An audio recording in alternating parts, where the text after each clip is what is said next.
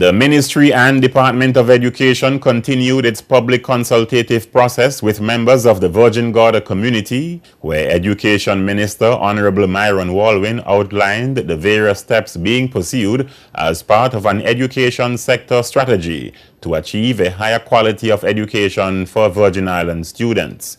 Emphasizing that doing nothing is not an option, Walwyn said though the education system of the Virgin Islands may have served well in the past, much more is required of the young people to function and effectively compete in today's globalized world.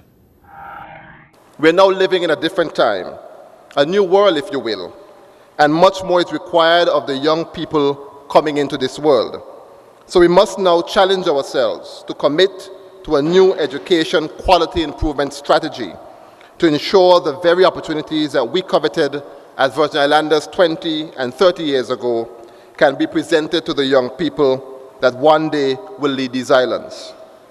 As the Ministry and Department, we have decided to embrace the OECS education sector strategy to guide our education quality improvement strategy.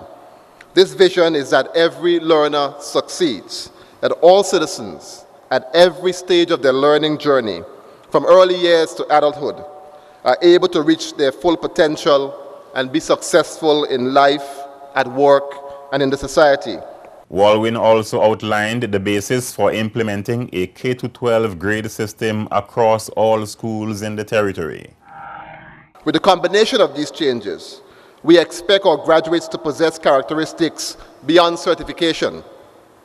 These characteristics include being honest, caring, and courteous, environmentally active, lifelong learners, disciplined and responsible, critical thinkers, social and morally competent, prepared for entry to higher education or employment, culturally aware and environmentally active, healthy, able to generate and communicate knowledge, able to work in teams on complex tasks, able to demonstrate appropriate work ethics.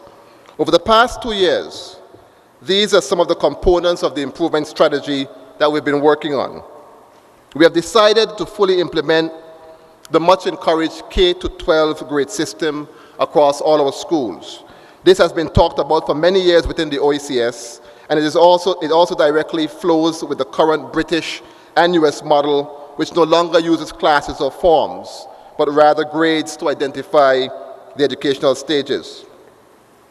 We have placed under the microscope in our strategy the need for improvement in early childhood education. The Department of Education is presently working with early childhood centers across the territory, as it is our intention to implement a certification process for these centers.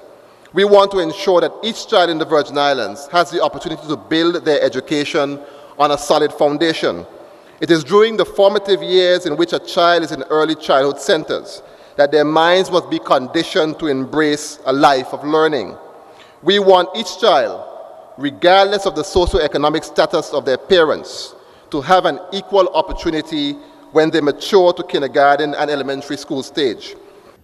The minister also dispelled the misconception that the proposed additional year of secondary education to allow for more instructional time and improved competencies across all subject areas for secondary graduates means that a sixth form is being introduced. We believe that every child can learn. It is up to our educators to understand a child's learning style and teach to that style.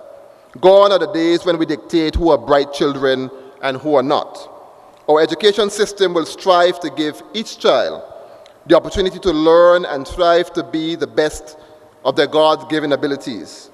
We have put in place a remedial program in the secondary schools, staffed with teachers trained in special education, to help students from grade 7 to grade 9 that are having difficulties in foundational subjects using modern teaching methods. We intend that sometime in the not-too-distant future to have the same remedial program extended to our primary schools as well. And as you're aware, we are also proposing an additional year in high school. It is an additional year and not a sixth form, as we have been hearing. Our goal with this additional year is to give Virgin Islands students enough time to master skills and concepts so that they can be ready for tertiary education or the world of work upon leaving high school. The proposal seeks to introduce a system which spans grade 1 through grade 12, as opposed to what we have presently, which ends at grade 11. Our recommendation is to increase and improve the foundation years before students start preparing for final exams in their senior years of high school. The addition of that year in our school system will provide students with additional instruction time and an opportunity for them to have the necessary tutoring to improve their cognitive skills, for them to develop good work skills, knowledge and comprehension skills, mastery of the content being taught, as well as ensure the overall maturity of our students before they leave high school.